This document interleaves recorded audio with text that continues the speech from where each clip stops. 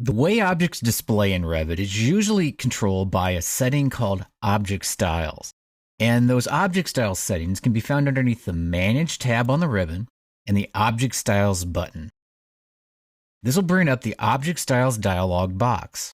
The first tab is called Model Objects, and it is kind of what it sounds like. It's those objects that you might model out. Typically, they're three-dimensional objects, such as doors, windows, and walls. If I expand out the doors category by just clicking on the little plus next to doors, we can see that doors have different components or different parts that make them up.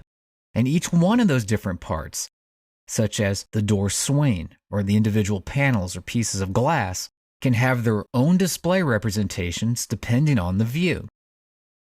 The kind of view settings that are available to us are line weights and projection and cut. Projection would be, we're going to look at this in a three-dimensional view, or maybe we'll look at it in an elevation view. So if you're looking at it straight on, that's a projection view. Cut would be a plan view. It also could be a building section view. Anytime you're going to cut through the building model in order to be able to see that kind of object, that's when the line weights that apply for cuts will end up applying to that kind of object. Some of the other things that you can set up include the line color. The reason why most of the objects in Revit typically look black is because line color has it set as black pretty much throughout the entire project. If you want your doors to be a certain color, your walls to be a certain color, you can do that. You just set that up underneath your line color. Line patterns, these are solid, dashed, hidden, center lines. Any of those different kinds of lines that you would use in traditional drafting, this is where you'd set it up. In fact, if you've used AutoCAD in the past, what we're really looking at here is the equivalent to the Layer Properties dialog box, where the different layers are actually different categories inside of Revit, and you can set up for each of these categories their own line weight, line color, as well as line pattern. These settings also apply to what's called annotation objects. Annotation objects are typical tags and two-dimensional symbology, such as door tags, window tags, any of your grid heads, your section symbols.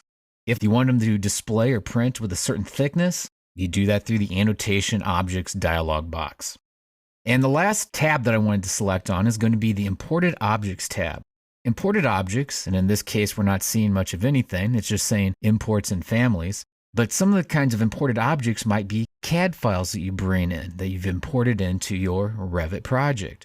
From there, you could manipulate such things as what certain layers from those CAD objects will display as. So what color do you want that layer to be? What line weight would you like that layer to be?